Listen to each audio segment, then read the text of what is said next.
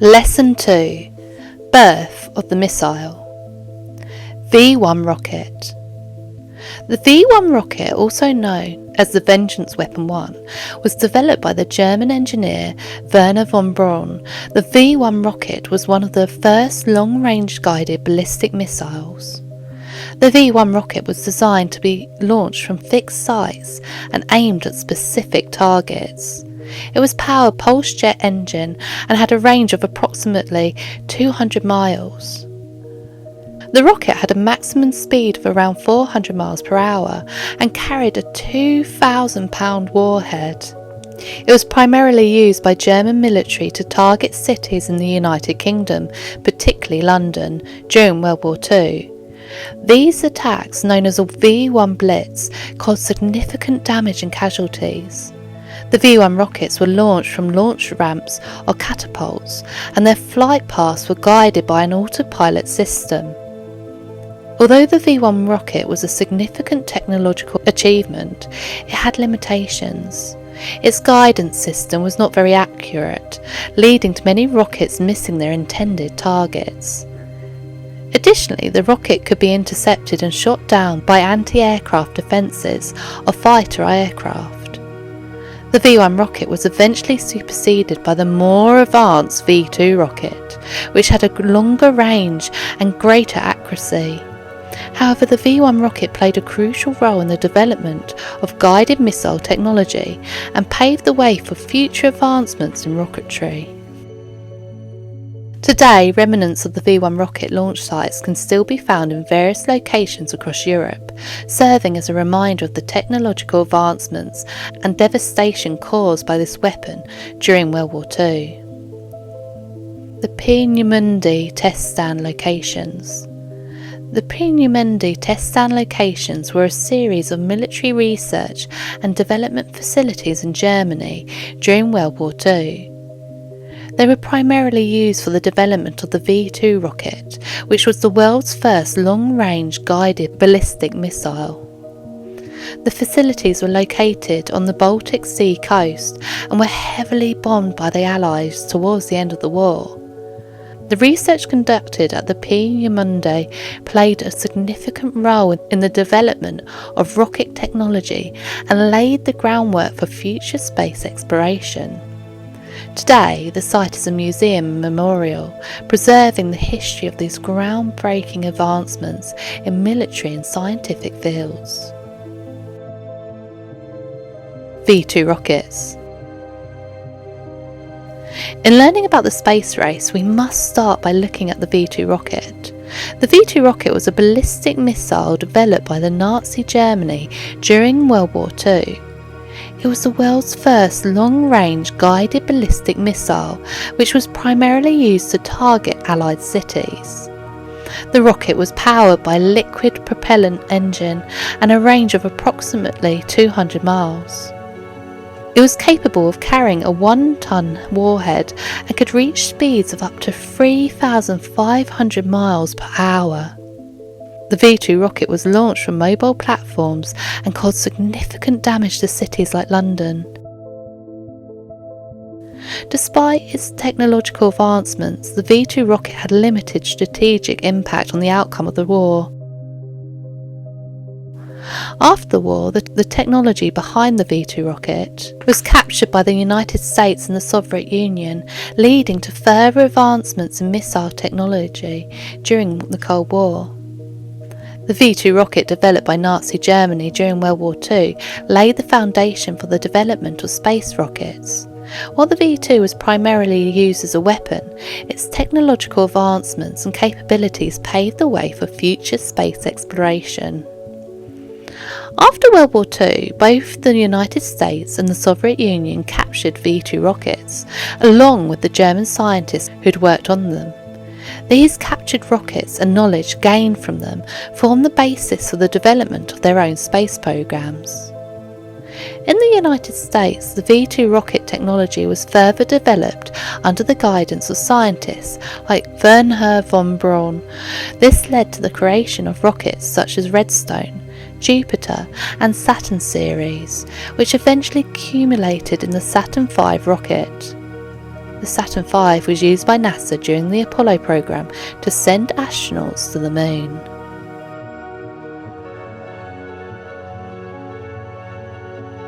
In the Soviet Union, the captured V-2 rockets and German scientists played a crucial role in the development of their space program.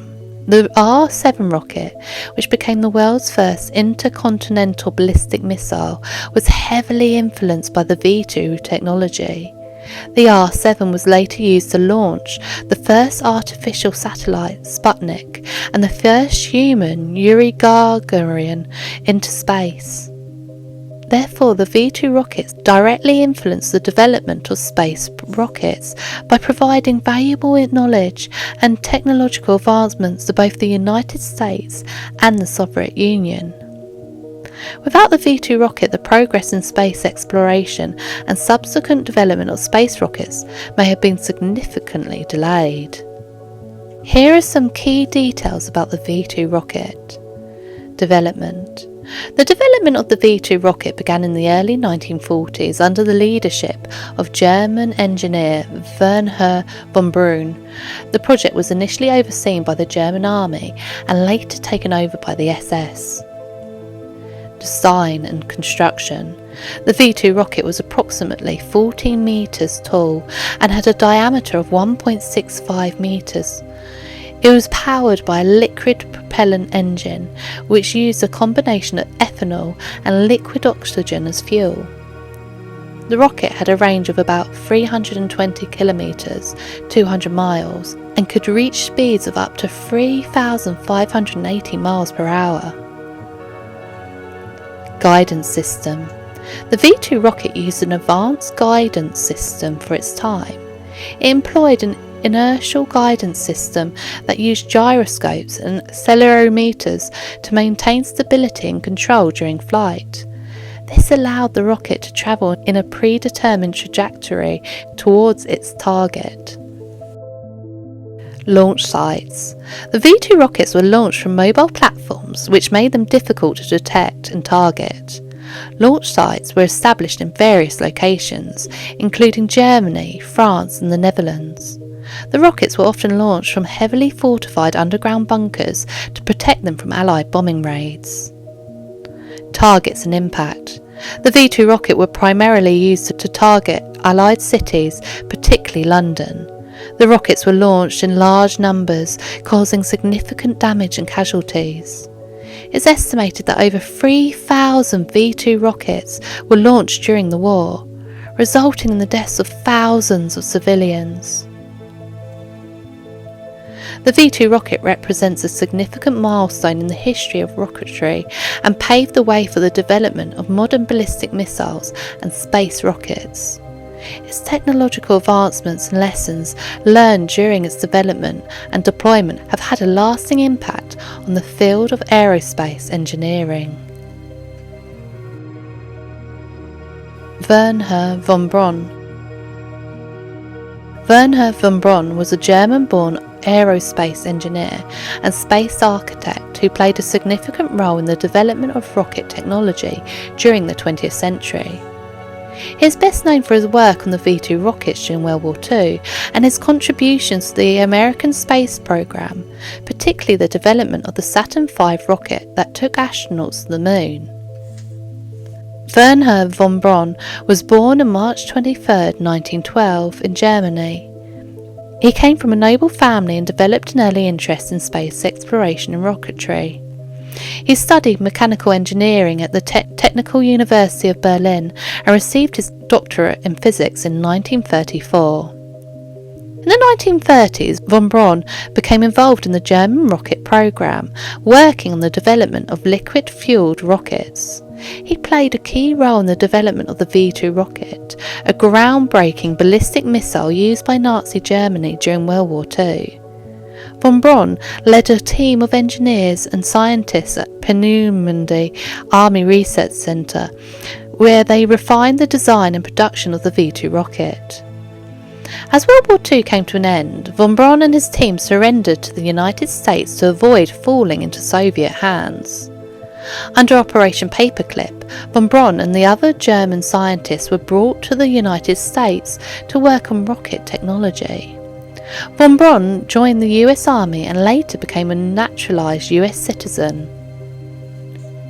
In the United States, Von Braun played a crucial role in the development of Redstone, Jupiter and Saturn rockets. He was the chief architect on the Saturn V rocket, which was used by NASA during the Apollo program to send astronauts to the moon. Von Braun served as the director of NASA's Marshall Space Flight Center from 1960 to 1970, overseeing the development of various space missions. Werner Von Braun's contributions to rocketry and space exploration were significant and far-reaching. He was a visionary leader who advocated for peaceful exploration of space and the colonization of other planets. Von Braun received numerous awards and honours throughout his career, including the National Medal of Science and the NASA Distinguished Service Medal. He passed away on June 16, 1977, in Alexandria, Virginia, leaving behind a lasting legacy in the field of space exploration. It's important to note that while Von Braun's contributions to rocket technology were significant, his involvement in the Nazi regime and the use of forced labour, particularly of the Holocaust victims during the V2 rocket program, remain controversial aspects of his legacy. The Nordhausen underground factory. During World War II, the underground factory at Nordhausen, Germany, played a crucial role in the production of the V2 rockets. The underground factory, also known as the Metallwerk facility, was located in the Kornstein mountain near the town of Nordhausen.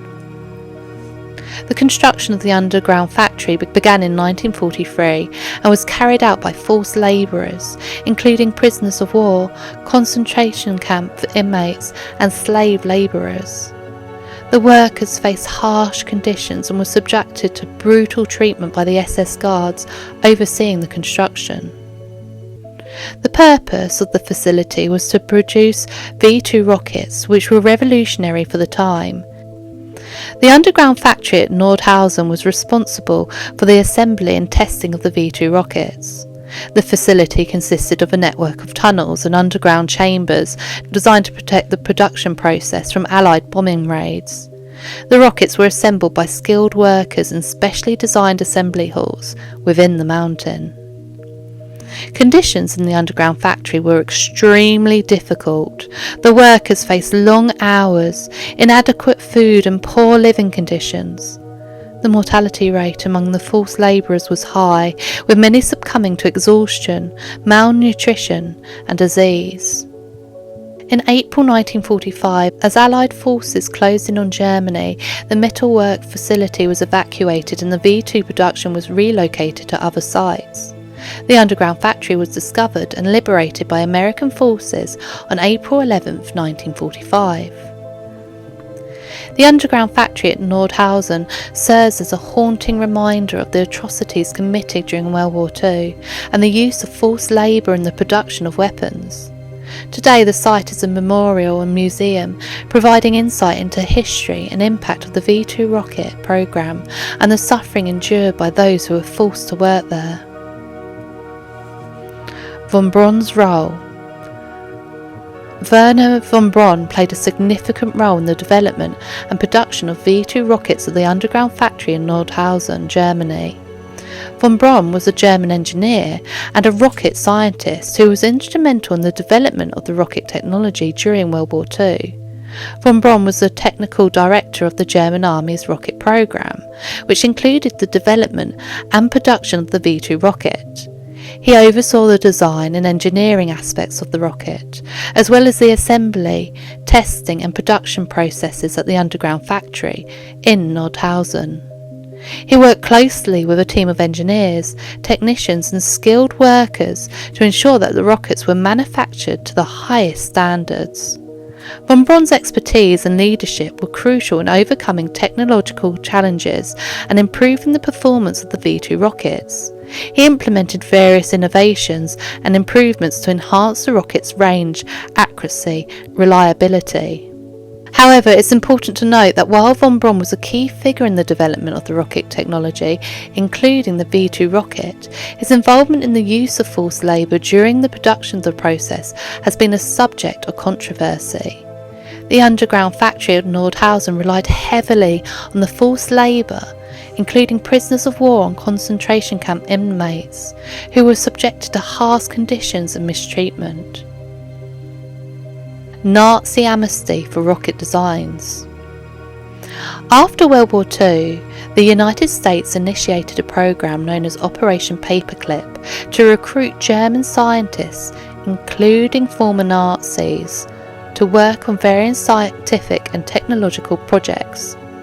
The primary objective of this program was to gain access to the knowledge and expertise of these scientists, particularly in the field of rocketry, in order to advance American scientific and military capabilities. Under Operation Paperclip, more than 1,600 German scientists, engineers and technicians were brought to the United States. Among them was Werner Von Braun, the renowned German engineer, and together with his team was initially brought over to the United States to work on the military missile projects. The decision to recruit former Nazis was controversial, as many of these scientists had been involved in war crimes and atrocities during the Nazi regime.